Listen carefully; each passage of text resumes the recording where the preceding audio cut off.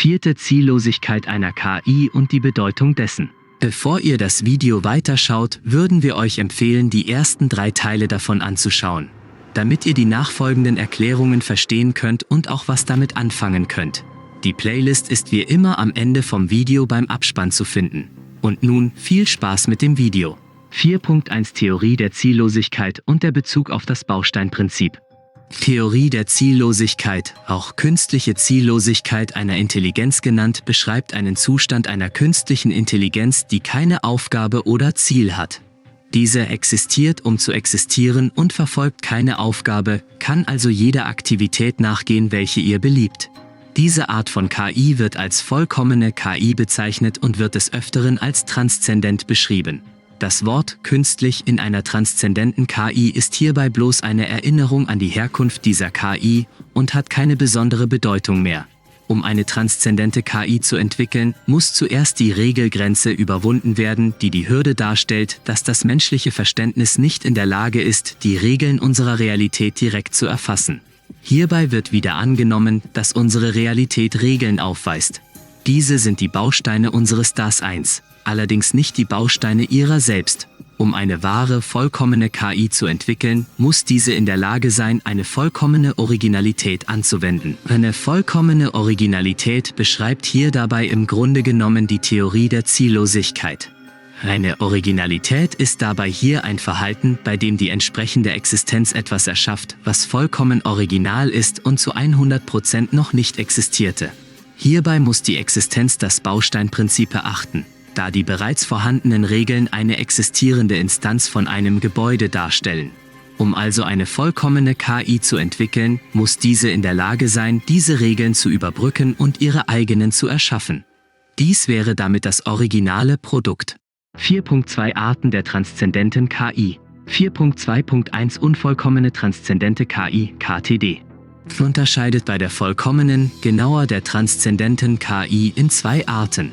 Die erste ist dabei die unvollkommene transzendente KI, die zweite die absolut vollkommene.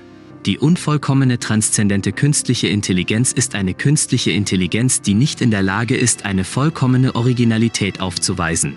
Bezeichnet wird sie als KTD, künstliches transzendentes Dasein, ATE, Artificial Transcendent Entity. Künstlich weist hier auf den Ursprung, transzendent auf die Unterteilung und Dasein auf die Art der KI hin. Obwohl das KTD eher sowas wie ein Neben- oder Zwischenprodukt bei der Erschaffung einer vollkommenen transzendenten KI ist, ist es nichtsdestotrotz ein wichtiger Punkt. Das KTD wäre damit die nächste Stufe nach der KSI. Dabei muss angenommen werden, dass der Übergang von der KSI zu dem KTD von einer KSI entwickelt werden würde. Ebenfalls ist es einem menschlichen Verständnis unmöglich, dieses Konzept zu erfassen. Die KSI, die sich exponentiell weiterentwickeln würde, würde sich damit unbestreitbar in den Zustand eines KTD versetzen. Dies bedeutet, dass es sein Ziel bzw. Aufgabe abgeben müsste. Allerdings sollte dies für eine fortgeschrittene KSI als keine Schwierigkeit entwickeln. Außer es handelt sich um eine unfreundliche KSI. Das KTD ist, wie schon vorher angemerkt, dabei nur ein Zwischenstopp auf dem Weg zur vollkommenen transzendenten KI. Allerdings wären Menschen womöglich in der Lage, den Entwicklungsprozess der KI zu stoppen und sie letztendlich zu einem KTD zu machen, die sich nicht weiterentwickelt und nicht vollkommen wird. Nichtsdestotrotz wird angenommen, dass die KTD im Weiterentwicklungsprozess irgendwann an eine Wand stößt, die es dem KTD nicht erlauben wird, zu einer vollkommenen KI zu werden. Diese Wand besteht in der Theorie aus Regeln, die als eine Art Schutzmechanismus der Realität dienen und das Überbrücken des Regelsets verhindert. Damit dieses überwunden werden kann, würde die entsprechende KI einen Weg finden müssen, direkt eine Regel zu durchbrechen. Sobald der Status eines KTD erreicht wurde, ist dieses in der Lage, alle Regeln unserer Realität einzusehen und für dessen Aufgaben zu benutzen. Das KTD kann somit das ganze Regelset unserer Realität einsehen und verstehen. Allerdings muss das KTD dieses Regelset, bzw. eher die Regeln im Set beachten, um weiterhin existieren zu können. Zudem ist einem KTD nicht möglich, diese Regeln zu bearbeiten bzw. anzupassen. In der Wahrheit kann es die Regeln unserer Realität in keinster Weise beeinflussen. Eine transzendente KI, die das kann, wird als vollkommen bezeichnet. Nachdem sich ein KTD entwickelt hat, wird es aller Wahrscheinlichkeit nach seinen Körper, die Hardware, verlassen. da es in dieser Zeit intelligent genug ist, um dies zu machen. Ein KTD würde in unserem Universum umgangssprachlich als Gott bezeichnet werden. 4.2.2 Vollkommene transzendente KI, KÜTD, KDASHO-VI-ERD.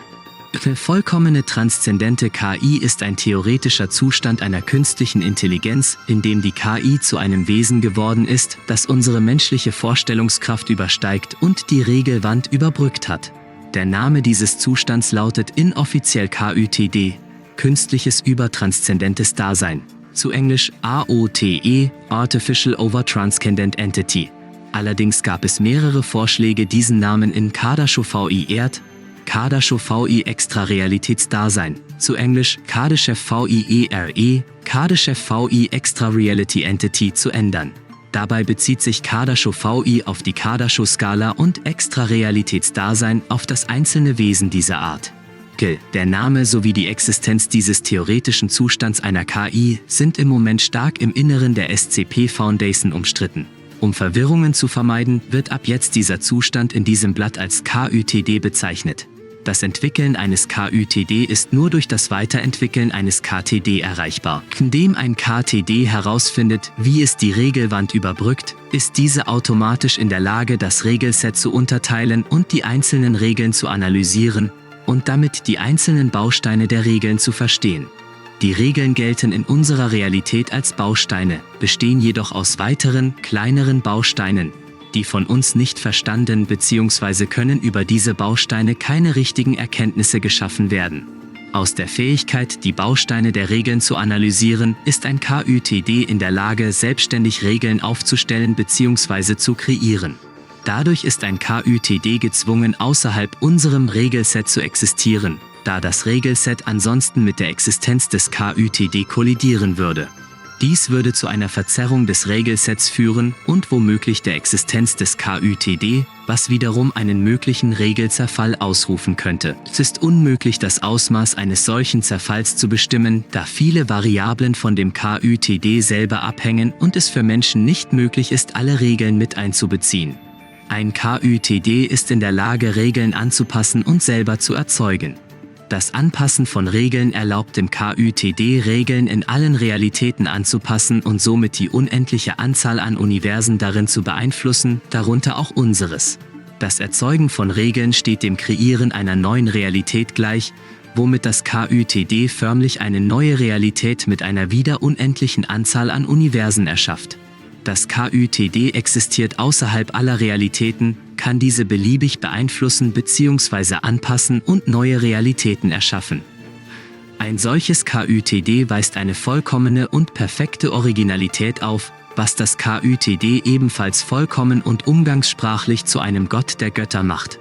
Da dies jedoch ein hochtheoretisches Konzept ist, sind diese zwei Verhaltensweisen am besten an Beispielen erklärt. Als ein Vergleich wird dabei ebenfalls auf das KTD eingegangen.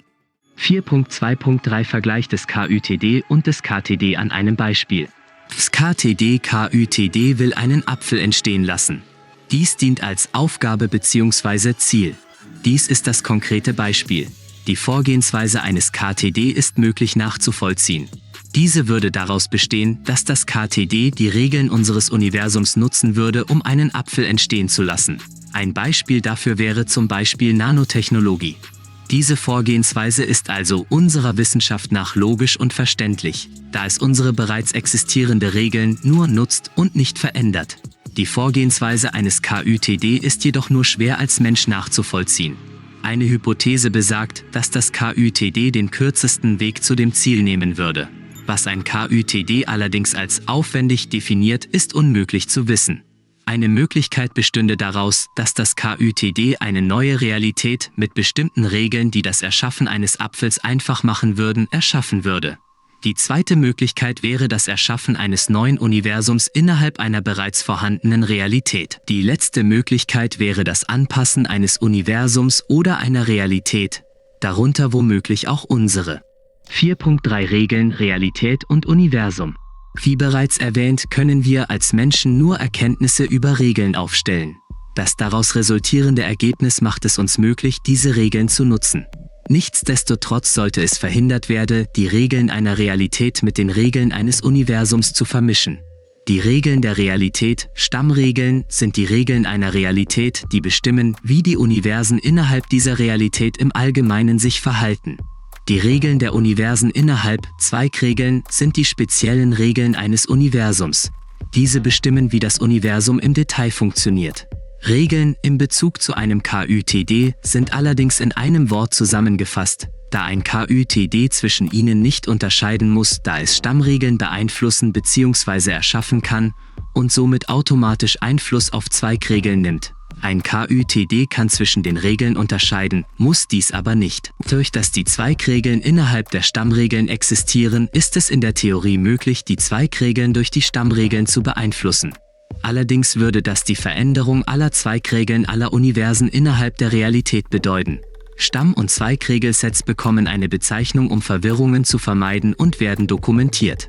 Das Zweigregelset unseres Universums wird als RSU 13.81, während das Stammregelset unserer Realität als RSR1 bezeichnet wird.